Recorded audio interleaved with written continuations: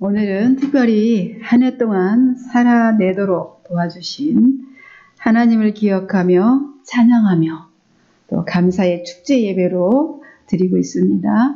모든 날이 또 은혜이고 감사이지만 이 감사 절기를 통해서 더 깊은 하나님의 사랑을 체득하면서 풍성한 열매를 주시기까지 보살펴 주신 것에 특별한 감사가 있는 절기가 되었으면 합니다. 이 추수감사절은 이제 영국 교회를 반대하는 이 청교도들이 영국 국교회와의 이런 갈등으로 이제 미국으로 이주하게 되었습니다. 이제 이주하게 되었는데 인디언들로부터 이제 경작법을 이제 배워서 봄에 옥수수를 심고 또 가을에 추수를 했습니다. 이를 계기로 이들은 새로운 이제 터전에 정착할 수 있게 되는 기반을 잡게 되었죠.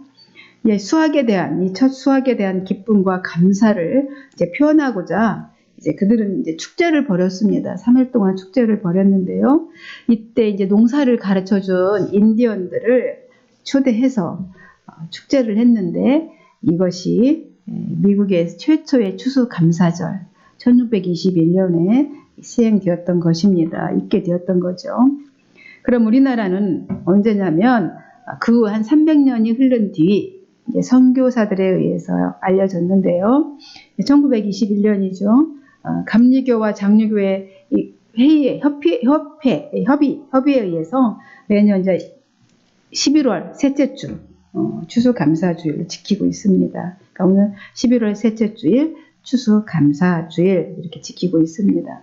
따라서 추수감사절은 한 해의 농사의 결과물을 추수하면서 농부의 수고와 땀의 결실만이 아니라 하나님이 햇볕 주시고 비를 주시고 또 바람을 주시고 자라게 하시고 열매 맺게 하셨음을 깨달은 자의 감사의 고백으로 발현하게 되는 절기인 것이죠. 된 절기인 것이죠. 따라서 우리는 우리 하나님의 은혜 없이는 우리가 생명이 유지될 수 없다는 것을 또 이렇게 고백하며 감사의 예배로 하나님께 존귀의 영광을 올려드립니다. 오늘 이렇게 본문을 보면 하나님께서 이보다 더 크고 놀라운 은혜의 여정을 계획하신 것을 보게 됩니다. 감사함을 뛰어넘는 또 놀라움입니다. 그래서 감사를 넘는 감사라는 의미로 더 감사라는 이렇게 제목을 붙였습니다. 예수님께서 이 베드로의 고백 후에 제자들에게 십자가의 죽으심과 부활에 대해 처음으로 말씀하셨습니다. 고난당하고 버림받고 죽임을 당하고 3일 후에 살아나게 될 것이다 라는 말씀이셨습니다. 예수님은 제자들에게 이렇게 자기 사역, 앞으로 자기가 해야 될 사역을 가르치시고 또 알려주셨습니다. 그리고 제자의 그 길을 간다는 것, 제자의 길을 간다는 것이 무엇인지 또 교훈하셨습니다. 그러시더니 여기 서 있는 사람들 중에 죽기 전에 하나님의 영광, 하나님의 나라가 권능으로 임하는 것을 볼 자들도 있다. 이 말씀을 하셨습니다. 뜬금없이. 그렇게 말씀하시고 6일 후에 베드로, 야고보, 요한을 데리고 높은 산으로 올라가셨습니다. 그리고 주님은 그들 앞에서 모습이 변화되시더니 모세와 엘리야와 대화하는 모습을 보이셨습니다. 그리고 하나님 나라의 영광을 이들에게 잠깐 동안 체험하게 하셨습니다. 그 황홀한 영광을 체험한 제자들은 이제 그곳에 머물고 싶었지만 주님과 함께 산 아래로 내려와야 했습니다. 왜요? 아직 감당해야 될 사명이 있었기 때문입니다. 산 위와 산 아래의 상황은 완전히 대조적이었습니다. 산 아래는 평화가 없었고 논쟁으로 소란스러웠습니다. 원인은 귀신에 사로잡혀 있는 어린 소년을 제자들에게로 데리고 왔는데 제자들이 귀신을 떼쫓지 못한 것 때문에 서기관들과 논쟁을 하면서 망신을 제자들이 당하고 있는 그런 장면이 펼쳐지고 있었습니다. 그러나 소년의 아버지가 아들을 주님께로 데리고 왔어요. 그리고 무엇을 하실 수 있거든 불쌍히 여겨 도와달라고 이렇게 주님께 간청합니다. 주님은 할 수 있거든이 무슨 말이냐. 믿는 자에게는 능히 하지 못할 일이 없느니라 이렇게 하시고 소년에게서 귀신을 쫓아내시고 그 소년을 손으로 잡아 이끌어 세워주셨습니다. 그러자 제자들은 자기들이 귀신을 내쫓지 못한 까닭이 무엇인지 자기들도 이해가 안 됐죠. 그래서 주님께 물어보았습니다. 주님이 아주 심플하게 대답해 주셨죠. 뭐라고 대답하셨습니까? 기도 외에 다른 것으로는 이런 종류가 나갈 수 없느니라 이렇게 말씀하십니다. 한마디로 하나님의 권능을 입지 않고는 다양한 종류의 귀신을 내쫓지 못한다는 말씀이신 것입니다. 그리고 주님은 이제 그곳을 떠나셔서 갈릴리 지방을 가로질러 이렇게 지나가셨습니다. 예수님은 그들의 행방을 아무에게도 알리고 싶어 하지 않으셨습니다. 왜냐하면 제자들을 이제 집중적으로 가르쳐야 될 때이고 지금 가르치고 있는 중이었기 때문이었습니다. 이제 가르침의 내용이 무엇이었냐면 오늘 31절에 보니까 주님의 고난당하심과 십자가의 죽으심 그리고 부활에 대한 가르침이셨습니다. 주님께서 이제 두 번째로 말씀하신 것이죠. 또한 이들이 더 이상의 갈릴리 사역에 이제 전도하신 이 사역이 다 끝나갔기 때문에 알리지 말라, 행방을 알리지 말라 이렇게 말씀하신 것이고요. 이제 갈릴리세의 모든 주님의 공적인 전도 사역은 이미 이제 마무리되었습니다. 따라서 이제 주님은 이제 순환과 구속 사역을 성취하시기 위해서 이제 예루살렘으로 올라가시는 길입니다.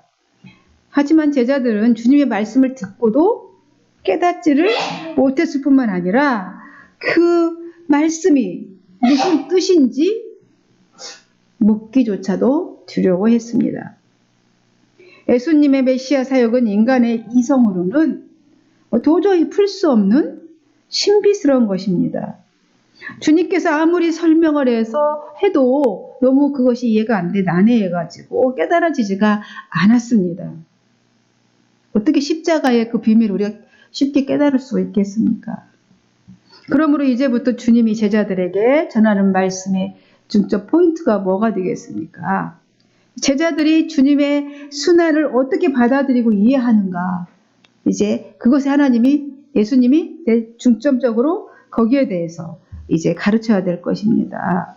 그렇게 중점적으로 이제 가르치려고 생각하신 것이죠. 이제 두고 뭐냐면 그리고 주님이 고난 받으신 이후에 제자들이 또 서로 자기네들끼리 또 성도들을 또 어떻게 대해야 되는지 이것에 대한 하나님의 예수님의 가르침이 중점 포인트가 되어서 이제 주님이 제자들을 가르쳐야 될 것입니다. 네, 중점적으로 이제 거기에 포인트를 맞추신 것이죠. 이 주제에 대한 설명적 내용이 이제 후에 계속 전개됩니다. 예수님의 일행은 이제 갈릴리를 가로질러서 이렇게 가버나움에 이르렀어요. 어느 집에 이제 들어가 계실 때 제자들에게 물으십니다. 뭐라고 물으시냐면 33절에 가버나움에 이르러 집에 계실 때 제자들에게 물으시되 너희가 길에서 서로 토론한 것이 무엇이냐 이렇게 묻습니다. 너희가 서로 길에서 토론한 것이 무엇이냐. 예수님께서는 그들이 가버나움까지 오는 동안에 논쟁한 주제가 뭔지 알고 있으셨을까요? 모르셨을까요? 네, 알고 계셨겠죠. 다 귀가 다 들리시지 조그맣게 얘기했어도. 그렇게 그때 근데 주님은 아무 말씀도 안 하고 묵묵히 못 들은 채 하고 오시다가 이제 물으신 것이죠. 저들이 정말 도대체 저렇게 하고 있는 저들을 어떻게 가르쳐야 될까 아마 고민하지 않았을까 이 생각이 듭니다. 그리고 그래서 주님이 이렇게 물으시는 거죠. 제자들이 너희들이 지금 뭔가 잘못 생각하고 있구나. 너희들이 뭐가 잘못되어 있는지 그 잘못된 것에 대한 직접적인 고백을 듣고 싶으셔서 이런 질문을 하신 게 아닌가 싶습니다. 제자들은 그래서 대답을 못합니다. 잠자코 있었습니다. 왜냐하면 주님께 그 말하기가 조금 거시기했던 거죠. 그들은 누가 더 높으냐 놓고 서로 다투었기 때문에 쑥스럽죠. 자신들의 논쟁이 너무 부끄러워서 고개를 들 수가 없었던 것일 것입니다. 하지만 주님은 인간적 욕망에 사로잡혀 악이 다툼했던 그들을 책망하지 않으십니다. 그리고 주님은 자리에 앉으시고는 모두 제자들을 불러 모으십니다. 그리고 이제 참된 의미의 너희들이 큰 자가 누구냐 이렇게 서로 다투었는데 참된 의미의 큰 자에 대해서 이제 가르쳐 주십니다. 35절이죠.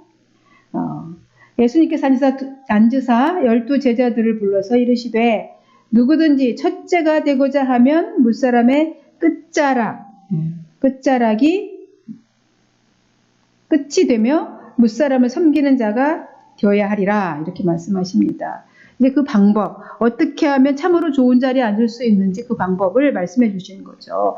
누구든 첫째 가는 사람이 되려면 꼴찌가 되어서 모든 사람을 섬겨야 한다. 이 말씀을 하시는 것입니다. 예수님께서는 첫째가 되고자 하는 사람에게 어떤 기준을 설정해 주셨죠. 무사람의 끝이 되어야 한다는 겁니다. 높은 자리에 앉고 싶냐? 자신이 스스로를 높인다고 해서 리더가 될 수 없지 않습니까? 그죠? 오히려 끝에서 묵묵히 섬길 때 모든 사람이 그 사람을 인정해주고 리더로 세움을 받을 수 있다는 말씀인 것입니다. 왜 이런 일이 발생하게 되었습니까? 누가 크냐 작냐 발생하게 된 것은 제자들이 예수님의 가르침을 오해해서 정치적으로 이해했기 때문에 그렇습니다.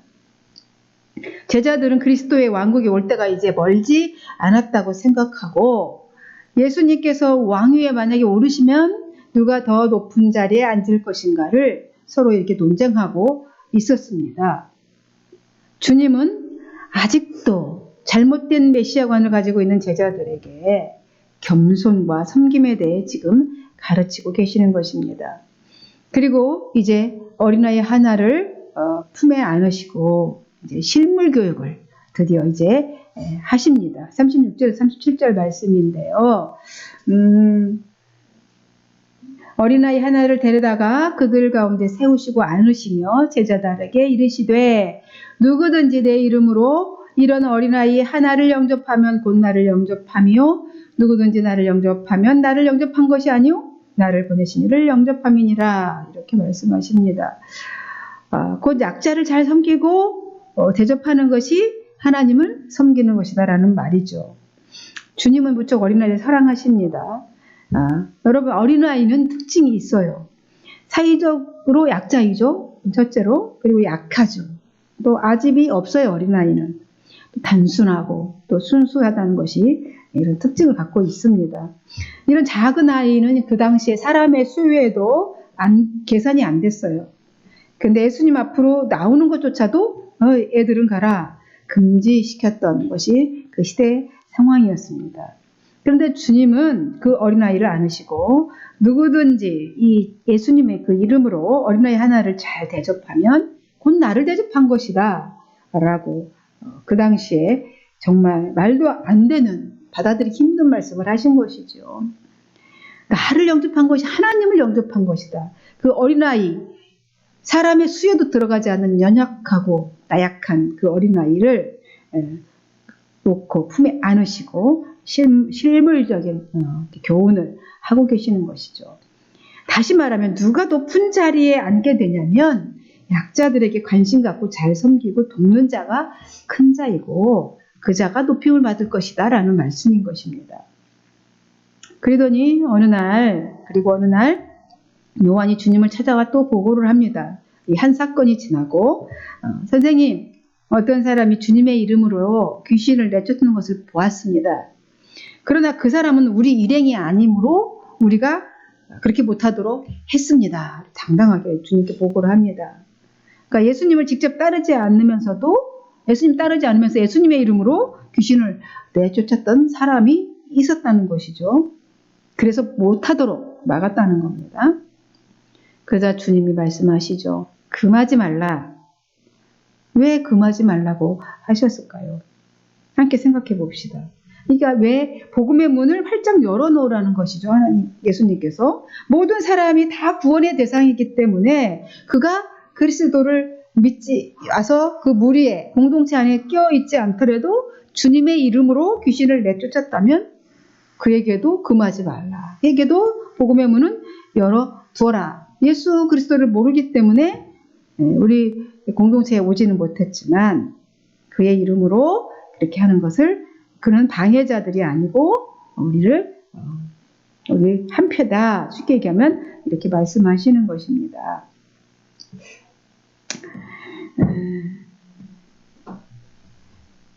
그래서 그리스도를 따르는 자는 물론이지만 우리를 방해하는 자에게도 주님은 복음을 전파하도록 문을 열어두라는 말씀이신 것입니다.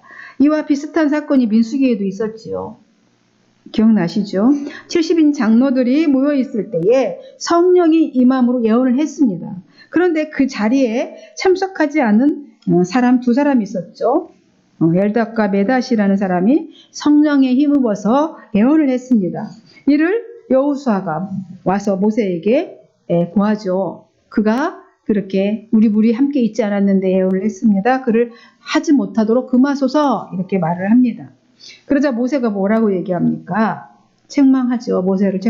여호수아를 모세가 책망하면서 네가 나를 두고 나를 위한답시고 그렇게 그들을 시기하느냐? 이렇게 말하는 겁니다. 그러면서 나는 모든 백성에게 성령을 주어 다 선지자 되게 하시기를 원한다. 이렇게 말합니다. 그러니까 모든 사람을 통해 하나님의 영광이 드러나기를 원한다는 것입니다. 주님도 그렇게 말씀하시는 거죠. 내 이름으로 기적을 행한 사람이 즉시 나를 비방하지 않을 것이다. 우리를 반대하지 않으면 곧 우리를 지지하는 사람, 우리를 위하는 사람이다 라고 하시는 것입니다. 어떤 모양으로 하든지 그리스도가 전파되게 하고 구원에 합당한 열매를 맺게 하고 하나님의 영광이 드러난다면 금하지 말라 하시는 것입니다. 그러면서 계속 교훈하십니다. 분명히 내가 말하는데 누구든지 너희가 그리스도의 사람이라고 하여서 물 한 잔이라도 대접해주는 사람은 반드시 내가 보상해 주겠다는 것입니다. 그리고 누구든지 나를 이 작은 자들 중 하나라도 실족하게 하면 내가 차라리 네가 연자맷돌을 목에 매서 바다에 던져지는 것이 나을 거다. 실족하게 하면. 그러니까 어떤 함정이나 미끼를 넣어가지고 죄에 빠뜨려서 넘어지게 하는 자는 이렇게 이런 엄벌에 처하게 되는데 얼마나 그 엄벌이 큰지를 교훈하고 있는 거죠. 그리고 43절, 47절에 이어서 사람으로 하여금 죄를 짓게 하는 것은 빼내버리고 눈이 죄짓게 하냐 눈을 빼버리라는 거죠. 네 손이 죄짓게 하냐 네 발이 죄짓게 하냐 찍어내버려라. 반드시 제거해야 한다는 것이죠. 그러니까 온전히 죄된 것은 다 제거하라는 거예요. 온전한 육체로 지옥불에 던져지는 것보다 지체 중에 하나가 없어진 채로 천국에 가는 것이 훨씬 낫기 때문이다. 이렇게 말씀하십니다. 지옥에서는 그들을 파먹는 구더기도 죽지 않아요. 영원히 구더기도 죽지 않고 불도 꺼지지 않는다는 겁니다. 사람들이 소금에 절여지듯이 막 불에 절여질 것이라는 거죠. 활활 타는 거죠. 하나님의 심판, 정화 과정인 거죠. 소금을 친다라는 것은 소금 치듯이 절여지듯이 불에 절여진다는 거죠. 천국의 가치, 천국이 얼마나 고귀한지 그 천국의 가치에 대해서 지금 말씀하시는 겁니다. 죽음인가 아니면 생명인가 문제이기 때문에 천국인가 지옥인가죠. 죄된 것들은 분명히 단절해야 한다라고 지금 예수님이 아주 분명하게 교훈하고 있습니다. 그러면서 마지막으로 주님은 소금을 비유로 또 교회인 우리의 성결을 교훈하셨습니다. 50절이죠. 마지막 절입니다. 소금은 좋은 것이로되 만일에 소금이 그 맛을 잃으면 무엇으로 이를 짜게 하리요. 너희 속에 소금을 두고 서로 화목하라. 이렇게 말씀하십니다. 소금은 본래 좋은 것이지만 맛을 잃어버리면 소금이 아무 쓸모가 없다는 거예요. 무엇으로써 그 소금을 짜게 할 수 있겠냐는 거죠. 그러므로 심판 때에 지옥에서 불로 소금에 절여지듯이 하지 않으려면 이 땅에서 서로서로 소금 같은 역할을 해서 화목해라 하시는 것입니다. 소금을 두고 서로 화목하라. 소금은 하나님의 언약을 상징합니다. 그죠? 이 언약은 부패하지 않아요. 영원히. 부패를 방지하는 이 소금과 같은 그런 속성을 갖고 있다는 뜻입니다. 부패하지 않는 것은 이 말씀, 이 부패하지 않는 이 말씀으로, 언약의 말씀으로 성결할 때, 우리가 말씀으로 충만할 때 사람 사이에 화목이 이루어진다는 것이지요. 이제 말씀을 맺습니다. 여러분, 주님은 지금 고난과 십자가의 죽음이 기다리고 있는 예루살렘으로 향하고 있는 중입니다. 주님은 제자들에게 많은 것을 교훈하시고 지금 계셔요. 집중적으로. 모두 장차 이 땅에 이루어질 하나님 나라를 전파하기 위해서 지금 이렇게 하고 계시는 겁니다. 가르치고 계시는 겁니다. 이 구원의 일을 이루기 위해서는 이제 주님은 인류의 대속물이 되어서 참혹한 십자가에 매달려 죽으셔야 합니다. 여러분, 오늘 우리가 지금 살아있는 것은 예수님의 이 피 흘림 때문에 우리가 살아있는 것입니다. 이것을 절대 잊어서는 안 됩니다. 죽어도 잊지 말아야 될 거죠. 죽어도 잊지 말아야 됩니다. 내가 매달려 죽어야 할 그 자리에 나 대신 매달려 죽으신 겁니다. 이 일을 어찌 그냥 감사합니다 라는 말로 다 표현이 되겠습니까? 그래서 감사에 또 감사를 더해 더 감사라고밖에 표현할 길이 없었습니다. 그래서 더 감사 이렇게 표현해 봤습니다. 오늘 추수감사주일에 풍성한 추수를 하게 하심도 감사하지만 내 죄를 씻어주시려고 예루살렘으로 향해 가시는 어린 양 예수님께 더 감사하는 고백이 있었으면 좋겠습니다. 기도하겠습니다. 하나님 아버지 감사합니다. 오늘도 이렇게 나를 위해서 기꺼이 그 길을 걸어가 주시고 십자가를 향해 걸어가시는 주님 감사합니다. 내가 매달려 죽어야 될 그 자리에 주님이 대신 매달리기 위해서 가는 그 여정길에 하나님 저희도 그 마음으로 동참하며 감사에 감사를 더하고 있을 수밖에 없습니다. 주님, 그 감사에 힘입어 이 땅에 살아갈 때 그리스도만 오직 나는 죽고 예수만 살도록 삶을 인도하여 주옵소서. 맡겨드리며 예수님의 이름으로 축복하고 기도하옵나이다. 아멘.